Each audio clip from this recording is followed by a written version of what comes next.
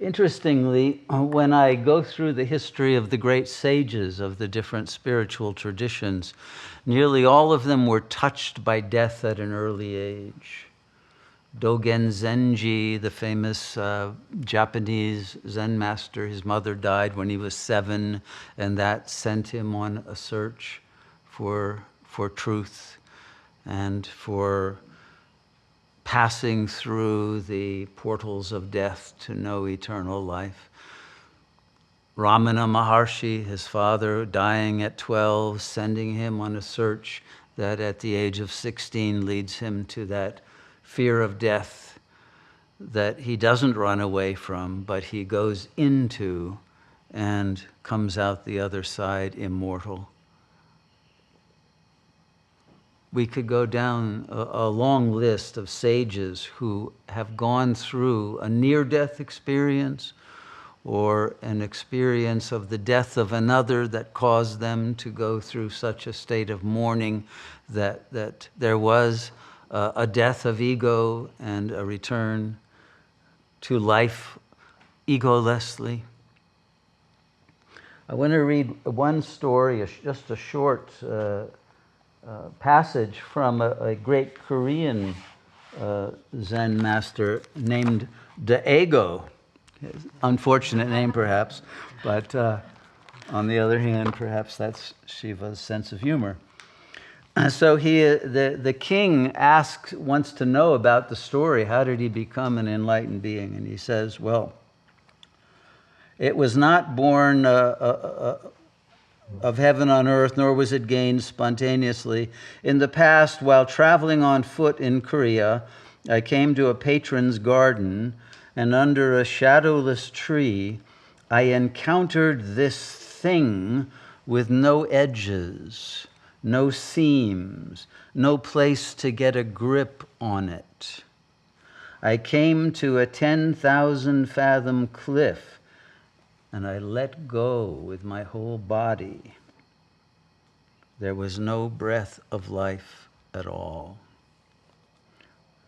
And when suddenly I came to life again, I was floating at ease.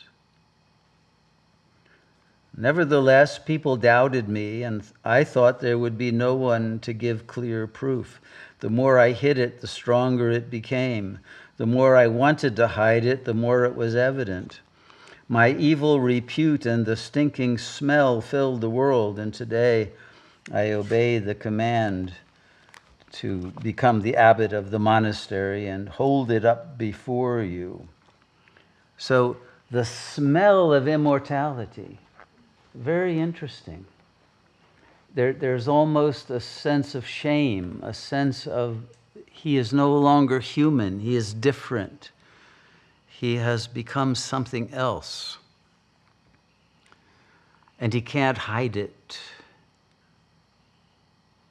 He has gone through a death, something, some unknowable thing caught him. We would call this Mahakal, the great death.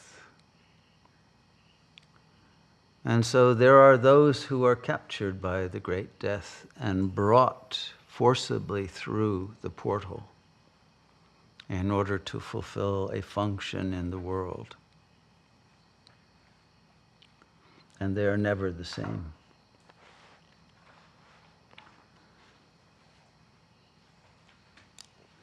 But every Sat Yogi is a being who, in a way, has invited death in. Because whenever you meditate, isn't that really what you're doing?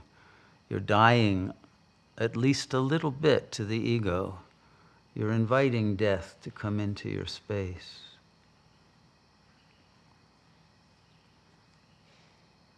And so if you invite death in, what I suggest is offer to play a game of chess with him.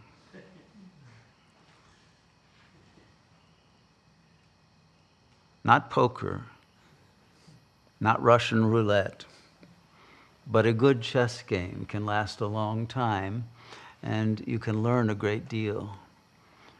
Aren't we all really playing chess with death all the time? But death is in our space because every ego is in a state of lack. Every ego is in a state of dissatisfaction. The mantra or the motto, I think, of every ego I've ever met is, I complain, therefore I am. Every ego is a mass of complaints. Things to be angry at, things to blame someone for, things to be dissatisfied about. And what is it really complaining about? It complains that it has no essence. It complains that at its core there's a black hole that it does not want to be sucked into, but it's always struggling to stay away from. And so it covers over that emptiness and that black hole with complaints and with desires and with fears and with rajasic activity and tamasic inertia and spacing out and avoidance of the truth. And we have to go through that black hole and discover the light at the end of the tunnel, at the innermost core of our being, that we don't know is there until we have made the journey.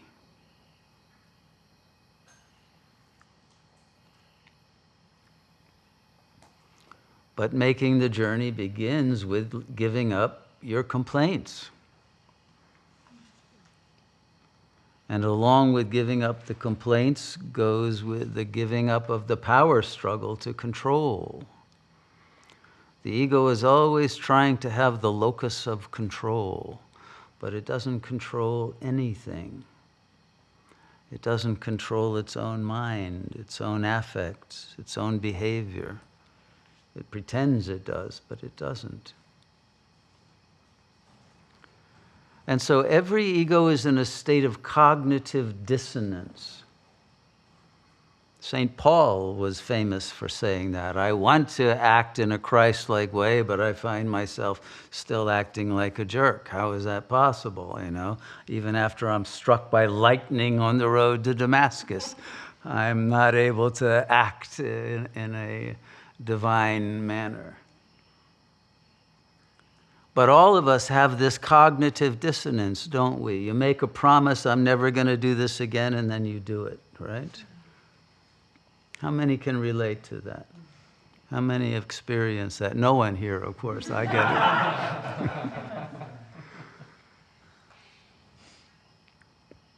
I think the religions call cognitive dissonance fallenness. That's the fallen state. Because we are fallen from that power that we want to have to lead our lives in a virtuous way, a beautiful way, an honorable way, and yet we find ourselves acting like the egocentric, narcissistic structure makes happen. And then eventually we realize that the ego is a robot and we don't have control over it. There is no locus of control. The ego is going to do what it's going to do. And so people work so hard, I'm going to transform, I'm going to become virtuous, I'm going to get my disciplines together. But somehow there's always a glitch. So what Sat Yoga recommends is stop trying to find the locus of control and instead reach for the locus of release. So the truth is, there is an ego that's part of the matrix. The Sankhya philosophers of ancient India called it Prakriti.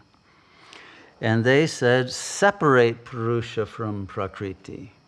But it's very hard. Purusha has feelings for Prakriti.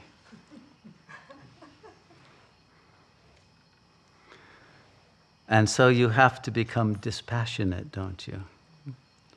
Not only toward the attachments of the ego, but from the ego itself. It's that represents yoga. It starts with V-yoga. It starts with separation, not union.